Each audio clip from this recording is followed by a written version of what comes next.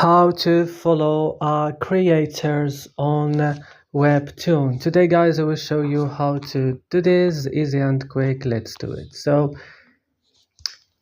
go open your WEBTOON first, and after this, for example, you need to search for the creator that you wanna follow. For example, I will choose this randomly.